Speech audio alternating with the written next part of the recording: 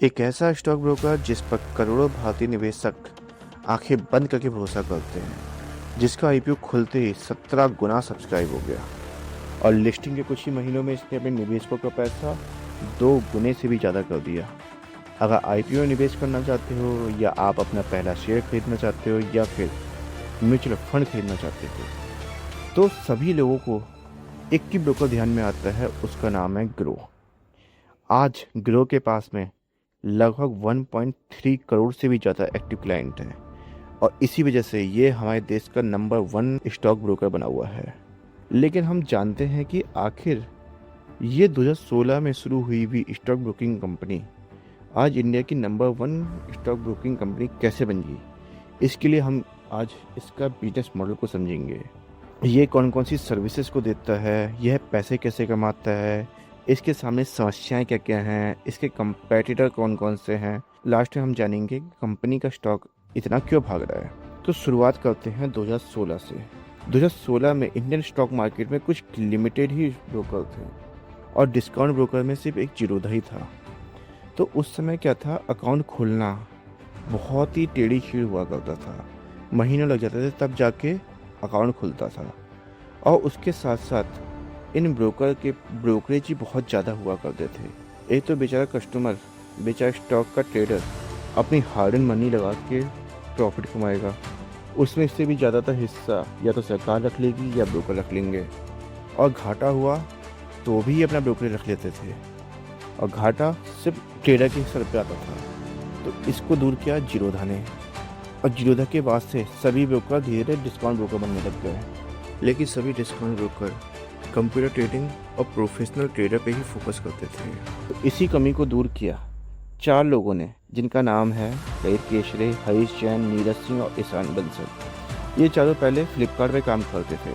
अब उन्होंने देखा कि किस तरीके से ना ई कॉमर्स ने हमारी शॉपिंग को आसान बना दिया, तो उसी तरह हम ट्रेडिंग को भी आसान बना सकते हैं। तो इनका गोल सिर्फ ट्रेडिंग ऐप को बनाना नहीं था, बल्कि एक ऐसा प्लेटफॉर्म बनाना था जहाँ कोई भी व्यक्ति जिसे फाइनेंस की नॉलेज हो या ना हो, वह अपने फ़ोन से ही कुछ ही मिनटों में इन्वेस्टिंग को शुरू कर सके। इसलिए शुरुआत इन्होंने स्टॉक से नहीं करी, बल्कि म्यूचुअल फंड से करी, क्योंकि उस समय करोड़ों भारतीय अपनी बचत या तो एफडी में डालते थे या सेविंग अकाउंट में रखते थे या गोल्ड रख लिया या ज़्यादा से ज़्यादा ज़मीन खरीद ली। लेकिन उन सब में पैसा अटका रहता था। एक एफडी थी जिसमें पैसा नहीं रखता था, लेकिन इन्होंने ये बताना शुरू किया कि एफडी से अच्छा म्यूचुअल फंड है। तो ग्रो ने सबसे पहले क्या करा, इन्वेस्टिंग को आसान बनाया।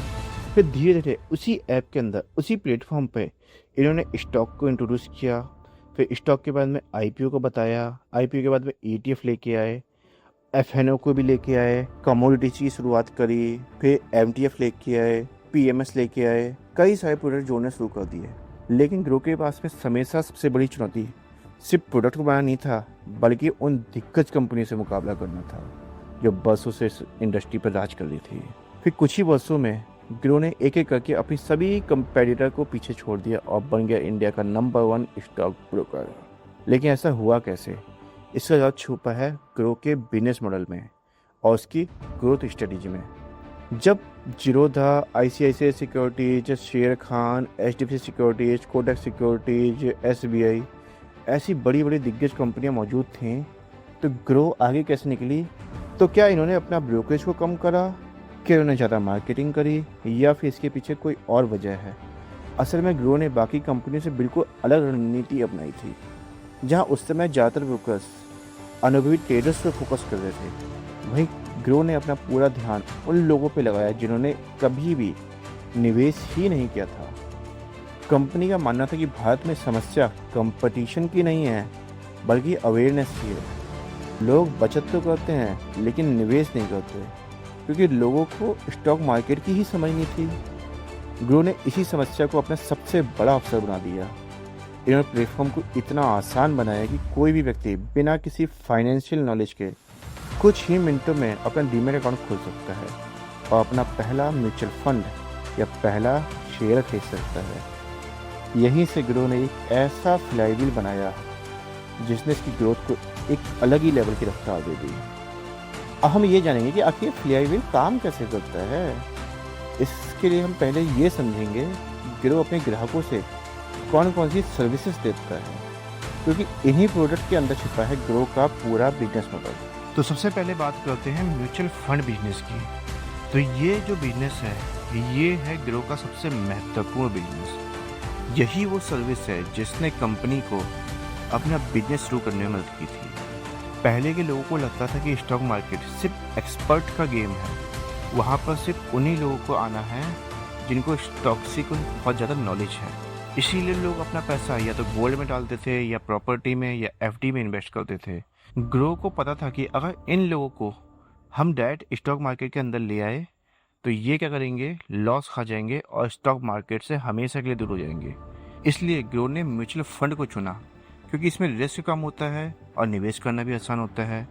म्यूचुअल फंड में हमें हर कंपनी के एनालिसिस को करने की ज़रूरत नहीं पड़ती, बल्कि एक प्रोफेशनल फंड मैनेजर अलग अलग कंपनी में इन्वेस्ट करता है। यही वजह थी कि लाखों लोगों ने अपना पहला इन्वेस्टमेंट ग्रो के जरिए म्यूचुअल फंड में करवाया। कंपनी का उद्देश्य म्यूचुअल फंड बेचना नहीं था, बल्कि इन्वेस्टमेंट जर्नी की शुरुआत करनी थी। क्योंकि अगर एक बार किसी ग्राहक ने ग्रो पर अपना अकाउंट बना लिया तो भविष्य में ग्राहक ग्रो को छोड़कर किसी अन्य प्लेटफॉर्म पे बहुत कम जाएगा। यानी कि म्यूचुअल फंड ग्रो के लिए सिर्फ एक प्रोडक्ट नहीं था, बल्कि कस्टमर एक्विजिशन करने का एक टूल था। अब सवाल ये आता है कि अगर ग्रो डायरेक्ट म्यूचुअल फंड बेचता है तो इसकी कमाई कहाँ से होती है। जब निवेशक अपने स्टॉक में खुद इन्वेस्ट करने लग जाता है तो वह धीरे धीरे मार्केट के उतार चढ़ाव को भी देखता है और वो सोचता है कि जब मार्केट में इतना वोलेटिलिटी होती है तो मैं ट्रेडिंग करके खुद ही पैसे कमा सकता हूँ। इस वजह से वह intraday, scalping, FNO, margin trading ये सब कुछ करने लग जाता है। तो इससे ग्रो का रेवेन्यू भी बढ़ने लग जाता है और कंपनी का अच्छा प्रॉफिट भी होने लग जाता है। अब जानते हैं कंपनी की अगली सर्विस जो है आईपीओ इन्वेस्ट। जब कोई कंपनी पहली बार स्टॉक मार्केट में लिस्ट होती है तो रिटेल इन्वेस्टर के पास में उसके शेयर को बिल्कुल शुरुआती कीमत पर खरीदने का मौका होता है, क्योंकि कई बार अच्छी कंपनी अपने आईपीओ के लिस्टिंग वाले दिन शानदार रिटर्न देती है। स्टॉक मार्केट में कई ऐसी कंपनियां जिन्होंने लिस्टिंग के समय 50-60% के प्रॉफिट के साथ में लिस्ट हुई हैं। तो यही सोच के साथ में कई लाखों रिटेल इन्वेस्टर आईपीओ अप्लाई करते हैं। तो ग्रो ने क्या करा, इस आईपीओ की प्रोसेस को बहुत आसान बना दिया।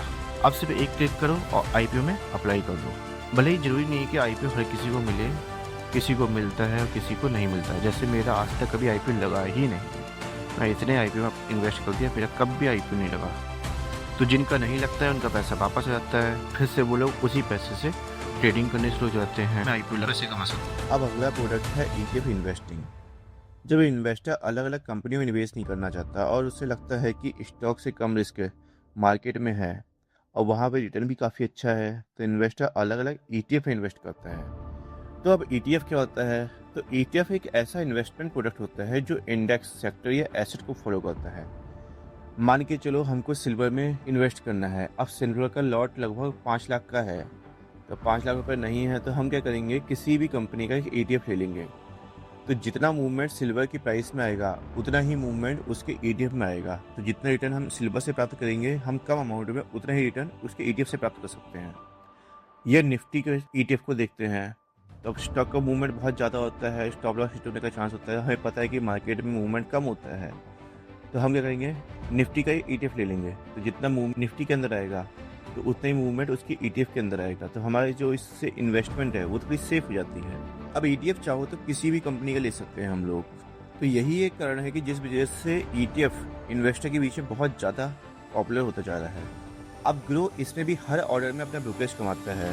ग्रो यह भी चाहता है कि म्यूचुअल फंड कैटेगरी हो या डायरेक्ट स्टॉक या फिर ईटीएफ, हर कस्टमर उसी के पास से होके जाए और उसी की ऐप से ट्रेड पाए। अब कंपनी की अगली सर्विस है जो है एफएनओ।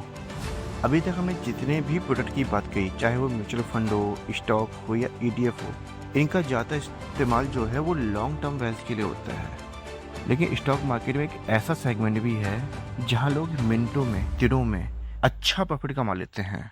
ये सेगमेंट में जो एसेट क्लास है वो एक ही दिन में 30, 40, 50, 100% भी अप डाउन कर सकती है, और ये सेगमेंट है एफएनओ सेगमेंट। एफएनओ में इन्वेस्टर किसी शेयर को खरीदने के बजाय उसके ऊपर या नीचे जाने की डायरेक्शन पे बेट लगाते हैं। अगर अनुमान सही निकला तो कम पूंजी में अच्छा प्रॉफिट हो जाता है, और अनुमान गलत निकला तो पैसा भी अच्छा खासा डूबता है। इसी वजह से ये सेगमेंट हमारे स्टॉक मार्केट का सबसे रिस्की सेगमेंट है। तभी हम कहते हैं वो आता है, जैसे आप खोलोगे उसमें लिखेगा कि 10 में से 9 इन्वेस्टर घाटा कर रहे हैं सिर्फ फ्यूचर एंड ऑप्शन के अंदर। अब इसका बस एक ही फ़ायदा होता है कि आपके पास से पैसा कम है, लेकिन आप इस कम पैसे में हम बड़ी पोजीशन को ले सकते हैं। बड़ी पोजीशन का मूव भी बड़ा बड़ा होगा, लेकिन हम उसको मैनेज छोटी पोजीशन से कर रहे हैं, तो हमको प्रॉफिट जो परसेंटेज में दिखता है वो बहुत ज़्यादा दिखता है। सपोज करो 20,000 का लॉट है और वो 100% ऊपर चला गया, तो एक के दिन में को 20,000 भी मिल जाते हैं। तो इस तरीके से लोगों को डेली ट्रेड करने की आदत पड़ जाती है। लोग एक एक दिन में ही कई ट्रेड ले लेते हैं। स्कैल्पिंग के चक्कर में हर 5-5 सेकंड की ट्रेड लेते हैं और बराबर ट्रेड लेके अपना प्रॉफिट निकालते हैं या लॉस निकालते हैं, तुरंत एग्जिट ले लेते हैं। और लोगों की इसी आदत की वजह से ग्रो को अच्छा पैसा मिलता है। ग्रो ट्रेडर से बाई साइड और सेल साइड दोनों तरफ से ब्रोकरेज लेता है, और अन ट्रांजेक्शन चार्जेस वो अलग से देता है। तो हर ट्रेड के साथ ग्रो को एक अच्छा खासा प्रॉफिट हो जाता है। अब रिस्की ट्रेड में एक सेकंड ट्रेड ये भी आती है, जो है मार्जिन ट्रेडिंग। मार्जिन ट्रेडिंग में एफएनओ के मुकाबले थोड़ा रिस्क कम होता है, लेकिन जो भी रिस्क हो या फायदा हो वो 3 to 4 टाइम बढ़ जाता है अपने इनिशियल अमाउंट के मुकाबले। सपोज करो हमारे पास में 1,000 रुपये हैं और हमको शेयर मिल रहा है कि 4,000 का, तो हम क्या करेंगे, 3,000 का मार्जिन हमको ब्रोकेज पकड़ाएगा और हम वो 4,000 का शेयर खरीद सकते हैं। या फिर सपोज करो हमको 10,000 रुपये मेरे पास हैं मेरे डीमेट अकाउंट पे, और मुझको 40,000 के शेयर खरीदने हैं। ब्रोकेज एमटीएफ में ट्रेड लूँगा, क्योंकि एमटीएफ में मेरे को मार्जिन मिल जाता है, तो मैं 10,000 के अमाउंट में 40,000 के शेयर उठा सकता हूँ।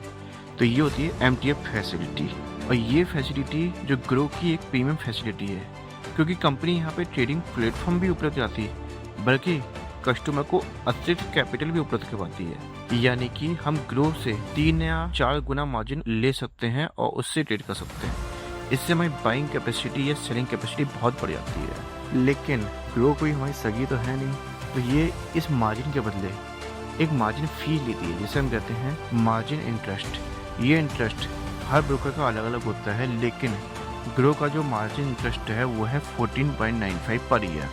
इससे कंपनी को ब्रोकरेज तो मिलता ही है, साथ में इंटरेस्ट भी मिल जाता है। तो इस प्रकार से मान के चलो कि ग्रो अब एक फाइनेंशियल सर्विस प्रोवाइडर की तरह काम कर रहा है। अब जानते हैं कंपनी की अगली सर्विस के बारे में, जो है पोर्टफोलियो मैनेजमेंट सर्विस, PMS। तो ग्रो के पास में हाई नेटवर्क वाले लोग भी होते हैं, जो मार्केट में करोड़ों रुपए लगाने के लिए तैयार रहते हैं। इनके लिए ग्रो लाता है PMS सर्विस, जिसमें कंपनी उनके लिए स्टॉक का एनालिसिस करती है, पोर्टफोलियो को मैनेज करती है, रिस्क को मैनेज करती है, और कंपनी की प्रोफेशनल टीम ग्राहक के रिस्क प्रोफाइल के हिसाब से पोर्टफोलियो को तैयार करती है और उसे मैनेज करने का काम करती है। लेकिन कंपनी इसके बदले क्लाइंट से मैनेजमेंट फ़ी भी चार्ज करती है।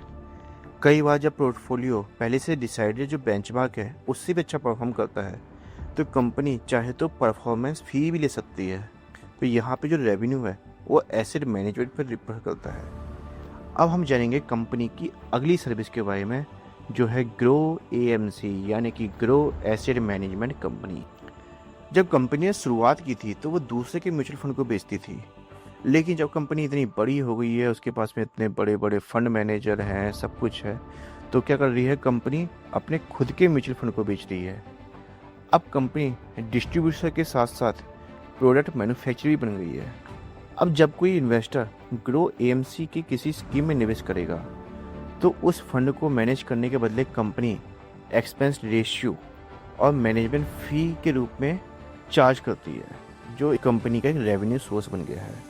तो यह एक वेल्थ मैनेजमेंट कंपनी का सबसे मजबूत रेवेन्यू मॉडल माना जाता है, क्योंकि ग्रो अब एक वेल्थ मैनेजमेंट कंपनी बन चुकी है। तो यहाँ तक तो हमने कंपनी के जो सर्विसेज हैं उसको पढ़ लिया है, जहाँ से रेवेन्यू के चांसेस होते हैं। कुछ सर्विसेज ऐसी होती हैं जो फ्री ऑफ कॉस्ट दी जाती हैं, जिससे क्या होता है, कंपनी में जो ट्रेडर है वो उसके साथ में इंगेज रहता है। जैसे कि ग्रो का टर्मिनल, FNO का टर्मिनल, स्टॉक का स्क्रीनर, चार्ट्स, एल्गो ट्रेडिंग, ये सब सुविधाएं कंपनी फ्री में देती है। इनसे पैसे तो भले ही नहीं मिलते, लेकिन कस्टमर को ये सर्विस अगर अच्छी लगती है तो वो किसी और ब्रोकर के पास में नहीं जाता है।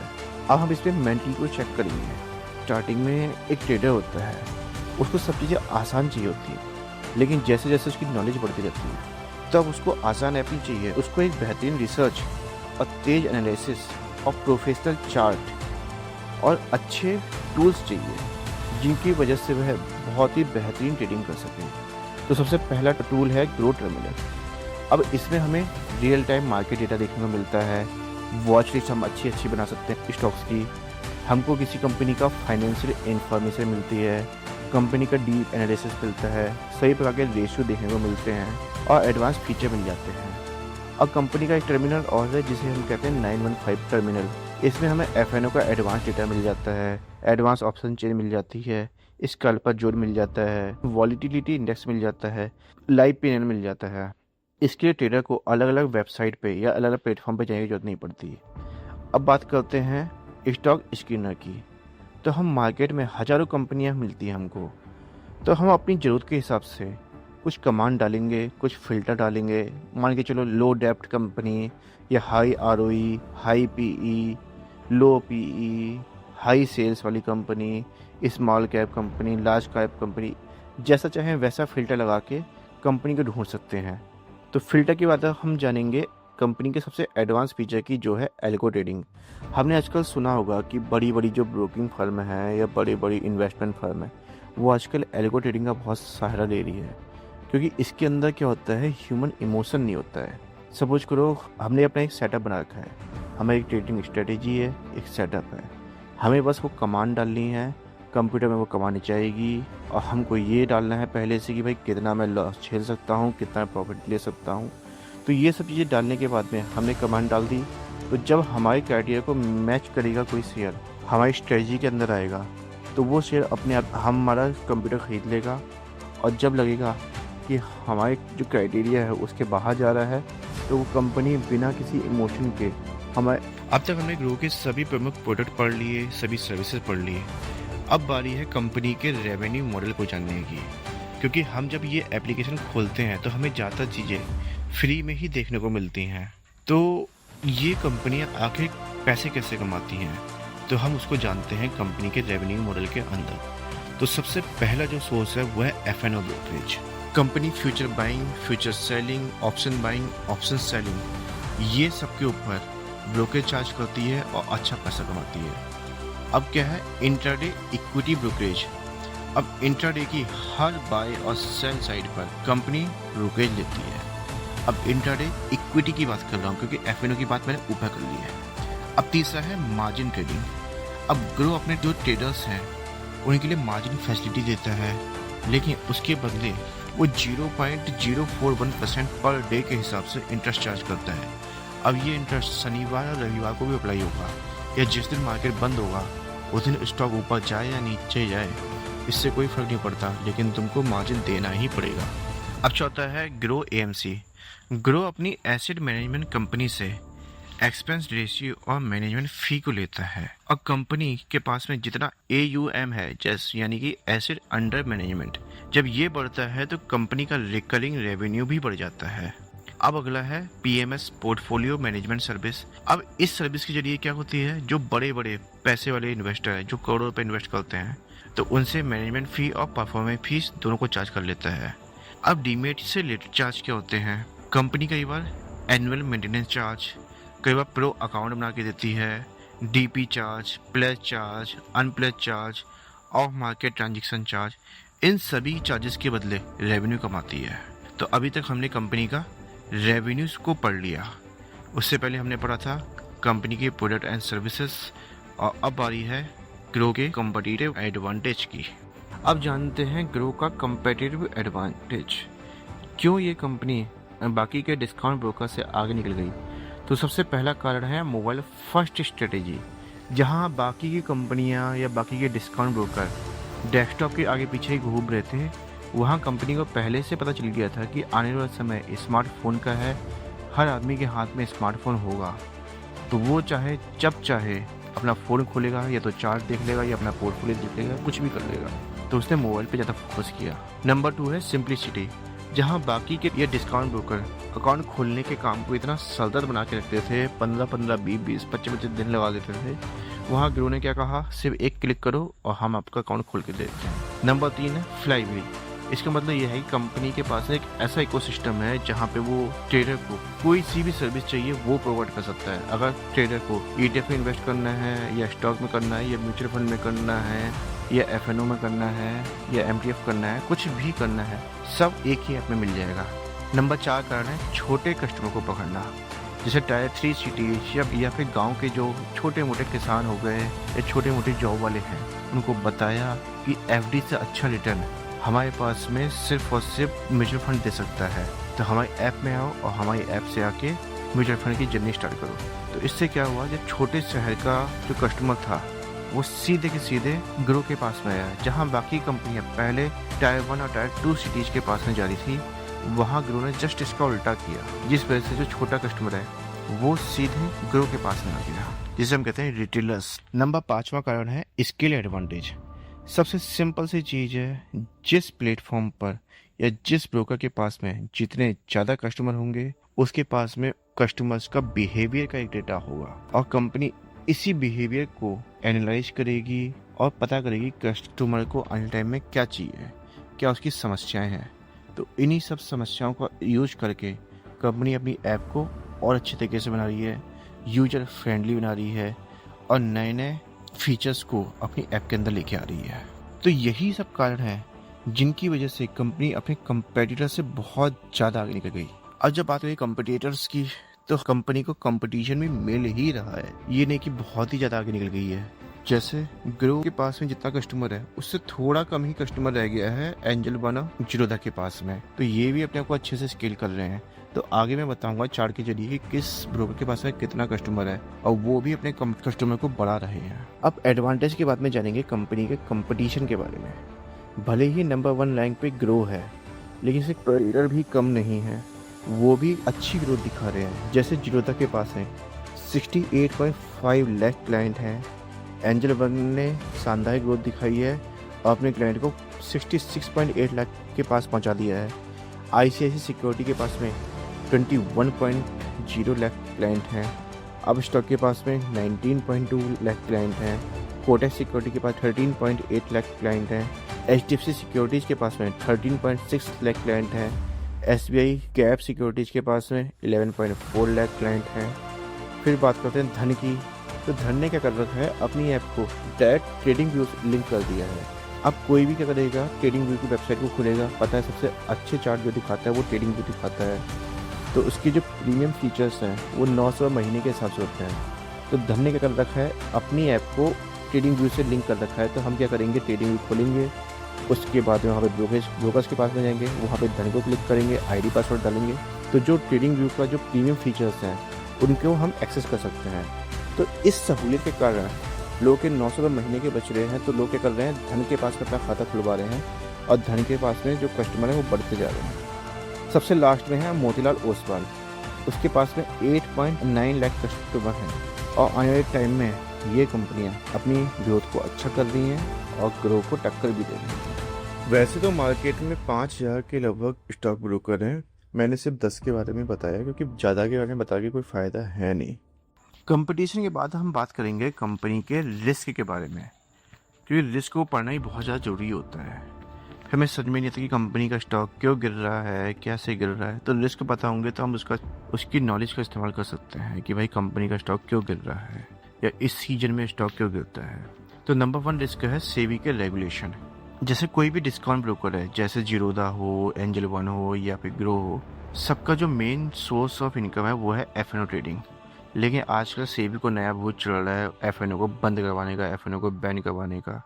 तो इससे क्या हो रहा है, FNO के वॉल्यूम कम हो जा रहे हैं, और वॉल्यूम कम होने से जो ग्रो है या कोई भी डिस्काउंट ब्रोकर है उसका घाटा होने लग जा रहा है, और उसका जो प्रॉफिट है वो कम होने लग जा रहा है, रेवेन्यू सोर्स गिर जा रहा है उसका। नहीं तो हमने सबसे पहले दिखा होगा, जैसे ऐप खोलो वही 10 में से 9 FNO ट्रेडर घाटा खा रहे हैं। वो चाहती है कि FNO ट्रेडर बंद हो जाए, और इसकी वजह से डिस्काउंट ब्रोकर पे बहुत उल्टा सा पड़ेगा। नंबर 2 है कंपटीशन। हमें पता है कि नंबर 1 पे ग्रो है, लेकिन बाकी कंपटीशन भी जो फीचर्स ये दे रहे हैं उसी को मॉडिफाई करके अच्छे अच्छे फीचर्स दे रहे हैं। तो कंपटीशन भी अब बढ़ रहा है। अब नए कस्टमर सिर्फ ग्रो पे नहीं भाग रहे हैं, इधर उधर की एप्लीकेशन के पास ही भाग रहे हैं। अब क्या है, मार्केट स्लो डाउन।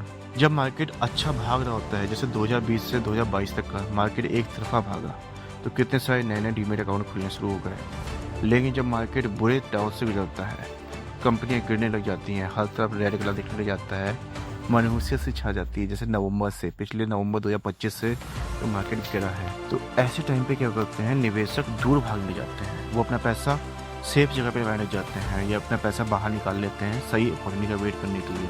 तो ऐसे टाइम पे क्या होता है, कंपनी को खड़ा होने जाता है और उनका ब्रोकरेज बनना कम हो जाता है। अगला है टेक्नोलॉजी रिस्क। जैसे कभी कभार एप्लीकेशन शॉटडाउन पड़ गई, कोई साइबर अटैक आ गया या ऐप क्रैश हो गई, ऐसी संभावनाओं को भी रिस्क मान के चलते हैं और कंपनी इसमें अच्छा खासा पैसा भी खर्च करती है। तो ये सब तो रहे कंपनी के रिस्क है, लेकिन असली बात तो ये है ग्रो आने वाले वर्षों में इन चुनौती का सामना कितनी अच्छी तरीके से कर पाती है। क्योंकि मार्केट में सिर्फ बड़ा बनना ही मुश्किल नहीं होता, बल्कि सबसे ज़्यादा मुश्किल क्या होता है, नंबर 1 रैंक पर बने रहना। अब हम आखिर में जानेंगे कि कंपनी का शेयर इतना भाग रहा है तो भाग क्यों रहा है। तो नंबर 1 जो रीजन है वो है strong IPO response. Strong IPO गया था, अब लोगों के पास में स्टॉक है, उन्होंने होल्ड करके रखा है, मार्केट में लिक्विडिटी नहीं है, तो क्या होगा, डिमांड बढ़ रही है और सप्लाई कम हो रही है। तो एक कारण तो ये है। दूसरा कारण है, सबको पता है मार्केट लीडर है, हर छोटा इन्वेस्टर अपना खाता खोल रहा है, ग्रो में खोल रहा है।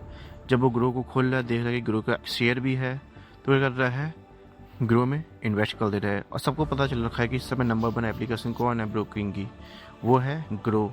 तो सबको लग रहा है कि सबसे बड़ी कंपनी है, सबसे अच्छी कंपनी है, तो सबसे ज़्यादा पैसा इसी में इन्वेस्ट करो। तो इस वजह से क्या हो रहा है, ज़्यादा लोग इस पर इन्वेस्ट कर रहे हैं। ग्रोथ एक्सपेक्टेशन तीसरा कारण जो है, उसमें क्या होता है, जब भी कंपनी ने अपने फाइनेंशियल रिजल्ट दिए हैं Q3, तो जो रिजल्ट दिए हैं वो बहुत ही अच्छे दिए हैं।